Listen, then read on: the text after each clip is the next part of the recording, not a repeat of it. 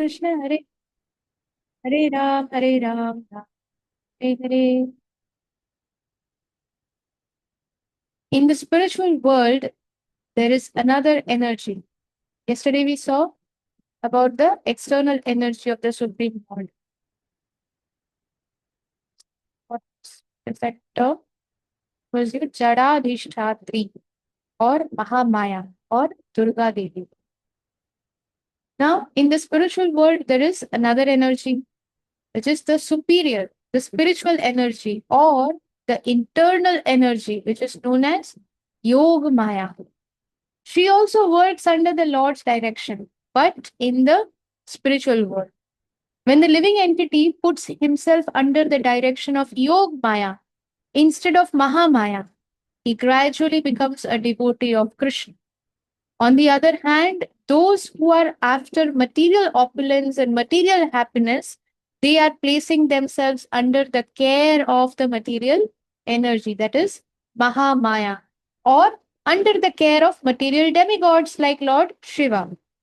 Because usually, mostly people will go to Lord Shiva and Goddess Durga to ask for material things, Goddess Kali, or other goddesses. So either they are placing themselves under Mahamaya or under Lord Shiva. In Srimad Bhagavatam, so all the other goddesses, they are all the different expansions of Mahamaya. Durga Devi only, the different Devis, Devi Shakti, is the different expansions of Durga Devi or Mahamaya, Parvati, Mother Parvati. So that is material energy. In Srimad Bhagavatam, it is found that when the gopis of Vrindavan desired Krishna as their husband, they prayed to the spiritual energy Yog Maya for the fulfillment of their desire. Katyayani Vrata comes immediately after Kartik Vrata, Katyayani Vrata. So the gopis, they kept this Katyayani Vrata. Why? Not for some material opulence or something. Because they desired Krishna as their husband. All the gopis, the young gopis. So they desired Krishna as their husband, but whom did they pray to? The spiritual energy, Yog Maya. In the Saptashati, it is found that King Surat and the merchant named Samadhi, being under the modes of material nature, worship Mahamaya for material opulence.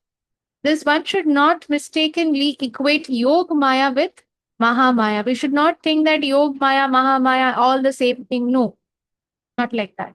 Mahamaya is the external energy, Yog Maya is the internal potency, internal energy of the Supreme Lord. Therefore, we should pray to Yog Maya, but not Mahamaya. Srila Prabhupada always said that a devotee is never friend of Maya, and Maya is not our friend. We are not friends with Maya. The devotee is in war with Maya. War means there will be bleeding. So once somebody is in Krishna consciousness, they have declared war with Maya. And after declaring war with someone, if they expect that no, life will be very peaceful, just like I want, flowery, there will be garden, I will just go dancing around in the garden. No, it will not happen like that. You have declared war against Maya, the external energy of the Supreme Lord Krishna. Therefore, there will be some bleeding. Hmm. There will be bruises. But we have to continue that war and end that the ending of that war is our last moment. Then, but we should not think that we are fighting alone. Actually, it is Guru and Krishna who are fighting. We are simply like when we cook, we use these ladles. In Bengali, it is called hata khunti.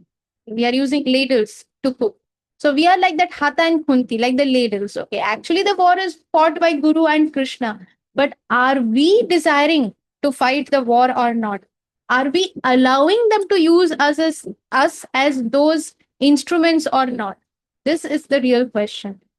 While being the instruments, we will feel some storms, we will feel bruises, somebody will say something, things are not going our way, but that is what it is supposed to be. If we are expecting that everything will be according to us, everybody will speak what I want, what I like, what is my desire. No, it will not happen like that. Because the Lord is on the absolute platform, there is no difference between the holy name of the Lord and the Supreme Lord Himself. There are many different names for the Supreme Lord, such as Paramatma, that is Super Soul, Paramatma, Super Soul, Brahman, the Supreme Absolute, Shrishtikarta, the Creator, Narayan, the Transcendental Lord, Nara and Ayan,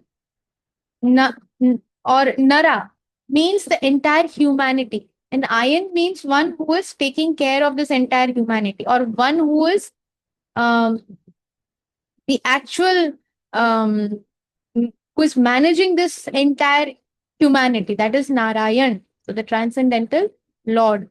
Rukmini Raman, the husband of Rukmini. Gopinath, the enjoyer of the gopis. And Krishna. In this way, the Lord has different names. And these names indicate different functions. So there are primary names and there are secondary names of the Lord. And in the primary names, there are three levels. There is primary names of the Lord. So primary and secondary means what? Srishtikarta, Brahman, Paramatma, Bhagavan. These are all secondary names. This is not directly saying any name of Krishna. These are indirectly referring to the Supreme Lord. But primary names means Gopinath or Rukmini Raman, Krishna, Govind. These are all primary names. In the primary names also there are three levels. Three levels means there is primary name which is in general. Everybody can use that name. Everybody is using that name like Krishna, Govind. The names that everybody is using.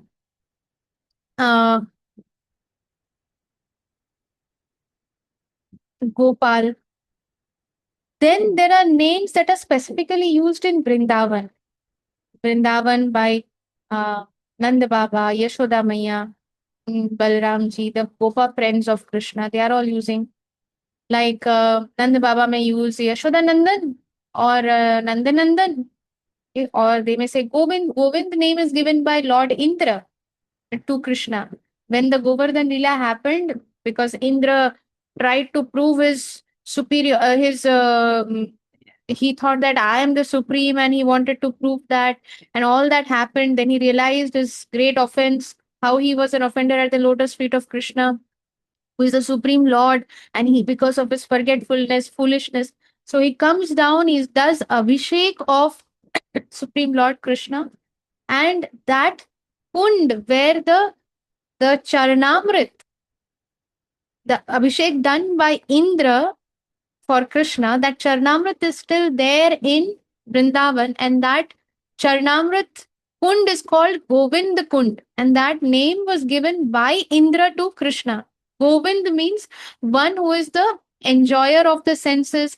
Go means senses. Go means gopis. Go means cowherd. I mean cows. So go has many meanings. So who is the enjoyer of the senses. With that meaning, Indra gives this name Govind. So it is this name belongs to Vrindavan for the Vrindavan pastimes. And then there are pastimes, the most confidential pastimes happening at Nikunjavan. And in Nikunjavan, there are these confidential names of the Lord, like Gopinath, the master or the beloved, the enjoyer of the gopis. Obviously, Nanda Baba and Yashoda Maya will not call their son Gopinath, oh enjoyer of the gopis. Parents will not call us like that, right? There are some confidential names. Gopinath, Gopijana Vallabha, the husband of Gopijan, all the gopis. And who is the prime gopi? Srimati Radharani. Then, so there are such Radha, so there is Radha Kunja Vihari, Madhav, Radha Madhav, Radha Ramanlal, the one who is the enjoyer of Radharani, one who is enjoying with Radharani. Right. So these are names which are confidential and only taken in this Nikunjavan. So three levels of the primary names. So the Lord has different names, and these names indicate different functions. The aspect of the Supreme Lord as the creator is different from his aspect as Narayan. Some of the names of the Lord as the creator are conceived by materialistic men. One cannot fully realize the essence of the Supreme Personality of Godhead by understanding his name as the creator, Srishtikarta. Srishtikarta means, okay, the Lord has created this universe, but that aspect, that pastime has nothing to do with the confidential pastimes happening at Nikunjavan. Therefore, if somebody is stuck with that name, then they will never understand the confidential pastimes happening at Nikunjavan. Or if somebody is interested in Vatsalya Bhav, then those happening in Vrindavan. So they will not fully realize the Supreme Personality of God. It's simply by understanding his name as the creator. Because this material creation is a function of the external energy of the Supreme Lord. Thus, the conception of God as the creator includes only the external feature. All this manifestation, and this is just simply the external feature of the Lord. What is the internal activity of the Lord? For that, we have to understand the internal activities as well as the internal pastime names of the Lord, and we have to connect with that. Similarly, when we call the Supreme Lord Brahman, we cannot have any understanding of his six opulences. Simply by calling him Brahman, what will we understand of his six opulences? Krishna means one who is all attractive. That is where the introduction of the six opulences comes. But just by saying Brahman, Lord Brahman, what will we understand of six opulences? Nothing. In Brahman realization, the six opulences are not realized in full, nor is there recognition of eternity, bliss, and knowledge. Therefore, Brahman realization is also not a complete understanding of the Supreme Lord, nor is Paramatma realization. So, Paramatma doesn't have a form, just as we don't have a form. Does Atma have a form? Yes, in the spiritual world, we have our original Swarup. But Atma itself doesn't have a form. When it goes back to the spiritual world, it takes its original forms. Atma and the spiritual Swarup become one. Then there is no difference. But because we left our spiritual body, it is now there in the spiritual world, but we have left it and we have fallen like a falling star. And from that spiritual sky, we have fallen to this material sky. And here we have taken a body. Therefore, Atma and the body is different. Just like Atma is so subtle, it is not possible to have a form. Similarly, Paramatma also is seated beside that, say, our Atma. Paramatma also has no form. So if somebody goes behind Paramatma realization, that means there is no form. So just by Paramatma realization, one cannot realize Krishna. It is because the devotees are constantly hearing Krishna, Krishna, Krishna, Krishna. So for devotees or one who is really, really Krishna conscious, for them, they will feel that Krishna is seated in their heart. Paramatma does not speak anything. Paramatma is there in each and everyone's heart, but Paramatma doesn't say or speak anything. Paramatma is only observing. Paramatma doesn't interfere in our choices. But when somebody chooses Krishna over Maya, that is when Krishna, that Paramatma, becomes Krishna for the devotees. So from the heart, we can hear Krishna is saying, that bhoga you offered today, salt was little not up to the mark. Taste was okay. Sometimes some devotees may hear such things in their heart. They may think, Arey, is it really what I'm hearing is true or not? When they taste the prasad, Arey, salt is really little less. How? Because they have become so much Krishna conscious, they are so much absorbed in Krishna and all their devotional services that Paramatma is overtaken by Krishna. And therefore Krishna starts speaking because Krishna will speak. Paramatma doesn't speak. Paramatma doesn't reciprocate. Krishna reciprocates. So nor is Paramatma. Is this clear what I'm saying, or is it very? If there is some doubt or something, you may raise your hand and ask questions. But today we will not take any questions. If there are any questions, we'll take in the next session. So nor is Paramatma realization of the super soul, full realization of Supreme Personality of Godhead. So it is not full realization of Supreme Personality of Godhead. For all the pervading nature, For the all-pervading nature of the Supreme Lord is but a partial representation of his opulence. All-pervading means that this nature, the Supreme Lord, is there in every atom. That is Paramatma.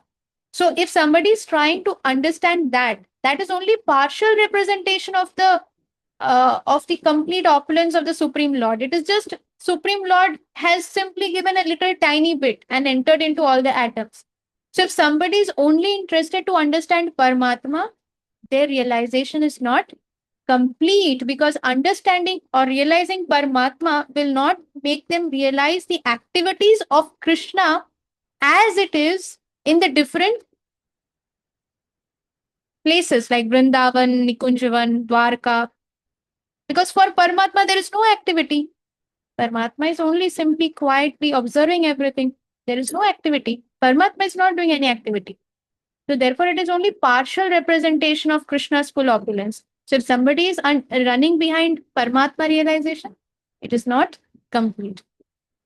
So I hope that makes sense, whatever I explained. And Krishna willing, we'll again continue reading tomorrow. Thanks everyone. जय पताका स्वामी गुरु महाराज की जय, श्रील प्रभुपाद जय, निताई गौर प्रेमानंद की जय। हरि बोल।